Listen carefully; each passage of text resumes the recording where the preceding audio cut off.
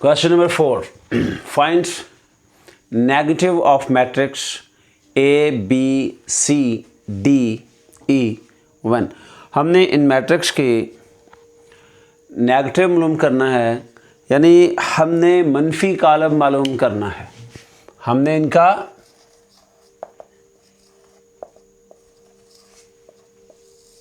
मनफी कॉलम मालूम करना है। हमने डेफिनेशंस के अंदर पढ़ा था मनफी कॉलम क्या है, नेगेटिव ऑफ मैट्रिक्स क्या है, कि जब आप किसी एक कॉलम की तमाम एंट्रीज के साइन चेंज कर देते हैं तो मनफी कॉलम बनता है। तो हम क्या करेंगे, जस्ट हम इन सब के साइन चेंज करेंगे।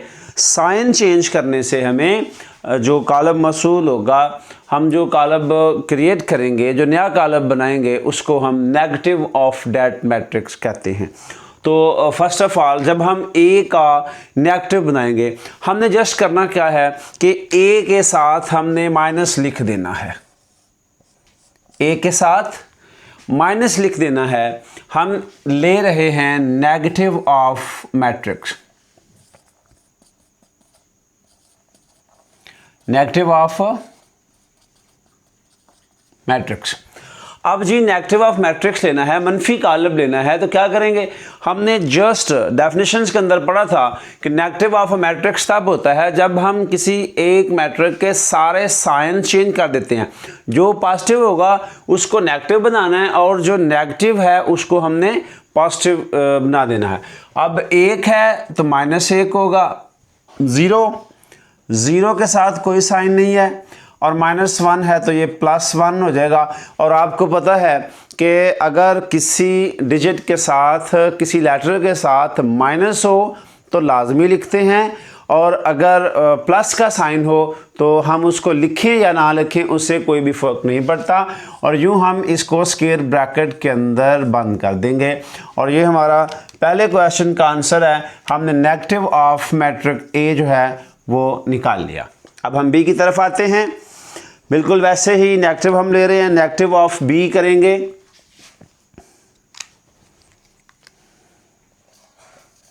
Negative of B,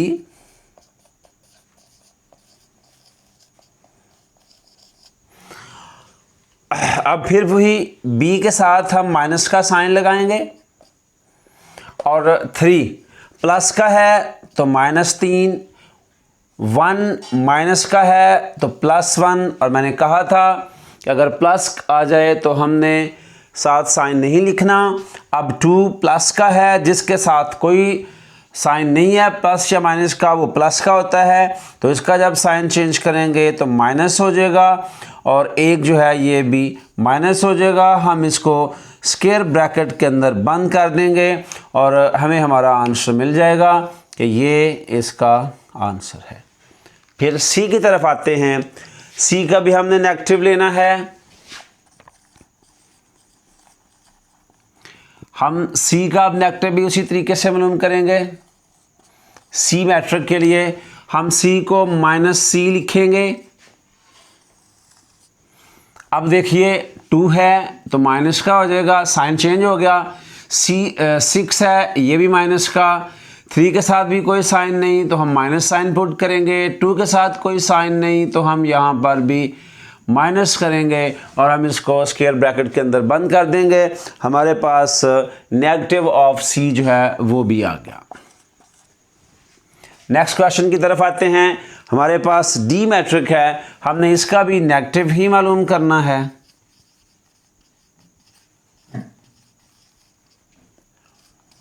negative of D, हम नेगेटिव के साइन को डी के साथ लिखेंगे, और मैट्रिक के अंदर जितने भी डिजिट हैं सब के साइन चेंज कर देंगे। -3 +3 आ जाएगा, और आपको पता है कि प्लस नहीं लिखते।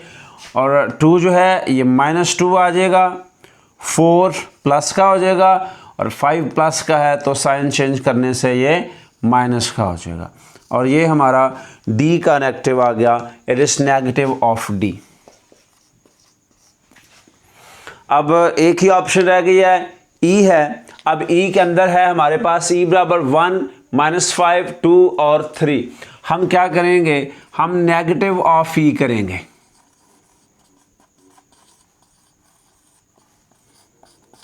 नेगेटिव ऑफ ई क्या करेंगे, साइन जो है माइनस का वो ई के साथ लिखेंगे,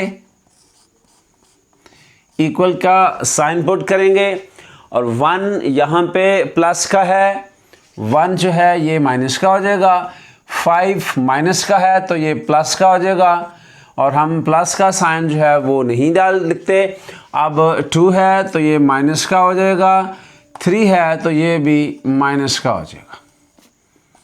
देखिए ये क्वेश्चन नंबर 4 था जिसमें हमने सिर्फ और सिर्फ नेगेटिव ऑफ मैट्रिक्स यानी इन कालमों का मनफी कालम मालूम करना था। अब हम क्या किया कि जितने भी मैट्रिक थे एज डेफिनेशन हमने जस्ट ये करना था कि हमने इनके साइन चेंज कर देने थे। जितनी भी एंट्रीज होती हैं एक मैट्रिक्स के अंदर, जब हम उनके साइन तब्दील कर देते हैं तो हमारे पास उस मैट्रिक का नेगेटिव आ जाता है। चलिए अगले क्वेश्चन की तरफ। क्वेश्चन नंबर 5 के अंदर है कि आपने ट्रांसपोज मालूम करना है। Find the transpose of the following matrix. अब हमने ट्रांसपोज क्या है, डेफिनेशन दोबारा आप याद कीजिए कि जब आप किसी मैट्रिक का ट्रांसपोज लेते हैं तो रोज़ को कॉलमों में कन्वर्ट कर देते हैं। बस आसान सी बात है, आसान सी डेफिनेशन है कि जब हम किसी मैट्रिक की रोज़ को कन्वर्ट कर देते हैं कॉलम में और कॉलमों को कन्वर्ट कर देते हैं रोज़ के अंदर, तो हमें जो मैट्रिक हासिल होता है हम उसको ट्रांसपोज ऑफ मैट्रिक कहते हैं। तो अब हम ट्रांसपोज की तरफ चलते हैं, कैसे लेना है ट्रांसपोज। तो जस्ट 1 स्टेप, अगर आप चाहते हैं तो 2 स्टेप या 1 स्टेप, और सिंपल है। हम क्या करेंगे, ए का ट्रांसपोज लेंगे, ये रकम दोबारा लिखेंगे 0, 1 और -2, और इसके ऊपर ट्रांसपोज लिख देंगे। अब जब आपने ट्रांसपोज लिया, देखिए ये एक ही कॉलम है, हम ट्रांसपोज लेंगे तो इस कॉलम को रो में कन्वर्ट कर देंगे, तो ये बनेगा 0, 1, -2, तो ये हमारा आंसर बन गया। अब अगले क्वेश्चन की तरफ चलते हैं। हमारे पास एक ट्रांसपोज है जिसका नाम B है, हम उसका ट्रांसपोज लेंगे। अगर आप लिखना चाहते हैं तो साथ लिख भी दें, टेकिंग ट्रांसपोज, एक अच्छा इंप्रेशन बनेगा। अब B के ऊपर आप ट्रांसपोज लिखिए, और ऐसे ही आपके पास जो गिवन मैट्रिक है 5, 1, 6 है, आप इसके ऊपर भी ट्रांसपोज लिख लें। अब आपने क्या करना है कि अब ये तो वैसे का वैसे लिख दें B ट्रांसपोज। अब देखिए इसके अंदर सिर्फ एक ही रो है, तो जब हम ट्रांसपोज लेते हैं तो हम रो को कॉलम्स के अंदर कन्वर्ट कर देते हैं। तो एक ही रो है 5, 1, 6, तो हमारे पास एक ही कॉलम आएगा 5, 1 और 6। देखिए एक ही रो थी, अब पहले ये रो के साथ था, अब इसको कॉलम में लिख दिया है, तो ये हमारा ट्रांसपोज आ गया B का। आगे C की तरफ चलते हैं। C के अंदर क्या है, C के पास हमारे पास जो है वो रो 1 है 1, 2, रो 2 है उसके अंदर 2, -1, और जो 3 है उसमें 3 और 0 है। हमने इसका ट्रांसपोज लेना है।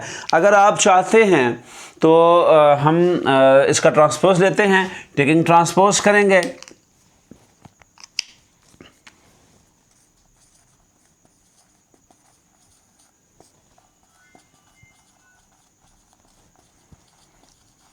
टेकिंग ट्रांसपोज, अब C का आप ट्रांसपोज लिखेंगे, और ये आपके पास रकम है 1 है, 2 है, 2 है, -1 है, 3 है और 0 है, और आप इसके ऊपर ट्रांसपोज का निशान जो है वो लगा देंगे।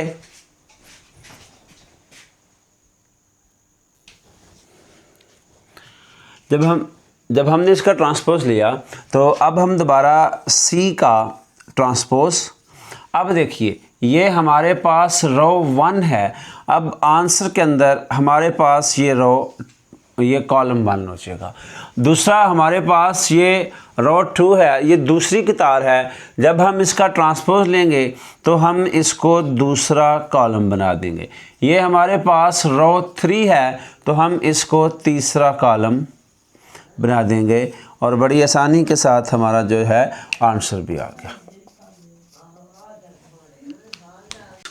आपने वेरीफाई करना है, हमारे पास 2 रकमें हैं, एक ए के अंदर जो एंट्रीज हैं 1 2 0 1 है और बी के अंदर 1 1 और 2 0 है। तो क्वेश्चन नंबर 6 का जो पार्ट 1 है उसमें है कि A transpose again transpose, A transpose का ट्रांसपोज इज इक्वल टू ए। हमने करना क्या है कि जो हमारे पास ए है, ए मैट्रिक है, किसके इक्वल है? 1 के, 2 के, 0 के और 1 के। तो देखिए इसमें मुश्किल नहीं है, सिर्फ हमने करना क्या है, ये देखिए ए उसका ट्रांसपोज, जब हम इसका एक बार ट्रांसपोज ले लेंगे जो आंसर आएगा हम उसका दोबारा ट्रांसपोज लेंगे, यानी ए ट्रांसपोज का फिर हम दोबारा ट्रांसपोज लेंगे। तो वापस क्वेश्चन की तरफ हम यहां पे टेकिंग ट्रांसपोज करेंगे।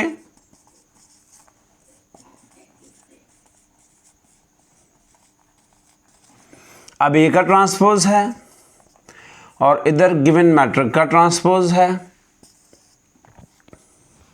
अब हम लेते हैं ट्रांसपोज, पहली रो 1 2 है, हम इसको पहला कॉलम बनाएंगे, दूसरी रो जो है वो 0 1 है, हम इसको दूसरा कॉलम बना देंगे। और अगेन हम अब क्या करेंगे, मैंने भी आपसे बताया था कि ट्रांसपोज का फिर ट्रांसपोज है, तो हम लिखेंगे अगेन, यानी हम दोबारा ले रहे हैं, अगेन हम इसका ट्रांसपोज लेंगे,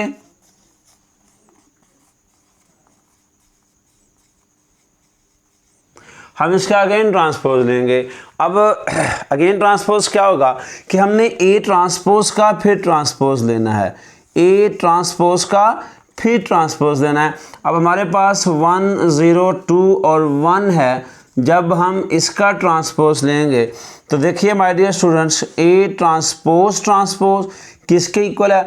अब हम इसका दोबारा ट्रांसपोज लेते हैं, 1 और 0 फर्स्ट रो थी, ये फर्स्ट कॉलम बनेगा, 2 1 सेकंड रो थी, ये सेकंड जो है वो कॉलम बनेगा। और अब देखिए हमारा आंसर क्या आया है, 1 2 और 0 1। और देखिए जो हमारे पास गिवन था ए वो भी 1 2 और 0 1। तो हम कह सकते हैं इट इज़ प्रूव्ड एट के हमारी ये बात प्रूव हो गई है। क्या हमने प्रूव किया है? हमने प्रूव किया है कि ए ट्रांसपोज का जब हम दोबारा ट्रांसपोज लेते हैं it will be equal to A. ये अब क्वेश्चन नंबर 6 का पार्ट बी है, उसके अंदर भी सेम है, बी ट्रांसपोज का अगेन आपने ट्रांसपोज लेना, यानी बी ट्रांसपोज का फिर 2 बार ट्रांसपोज लेंगे। तो हम पहले इसका ट्रांसपोज लेते हैं,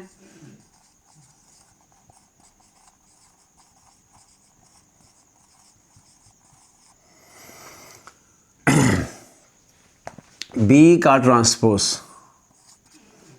1 1 2 और 0 इसका ट्रांसपोज। तो बी ट्रांसपोज क्या आएगा, ये 1 1 first row first column, 2 0 second row दूसरी कतार है, तो ये हमारा दूसरा कॉलम बन। अगेन क्या करना है, कितनी बार ट्रांसपोज है? एक बार, फिर उसका एक बार और। तो अब हम क्या करेंगे अगेन जो है इसका ट्रांसपोज लेंगे,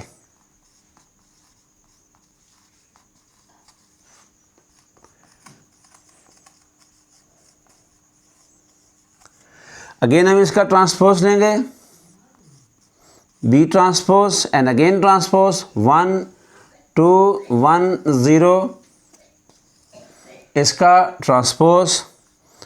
तो बी ट्रांसपोज का ट्रांसपोज फर्स्ट रो 1 2 क्या बनेगा, फर्स्ट कॉलम, सेकंड रो 1 0 क्या बनेगा, सेकंड कॉलम बनेगा।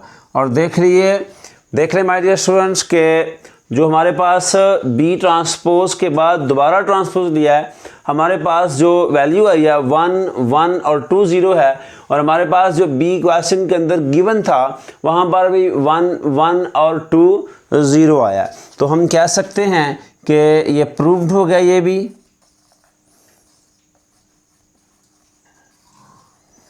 यहाँ पर ये भी प्रूव्ड हो गया। क्या?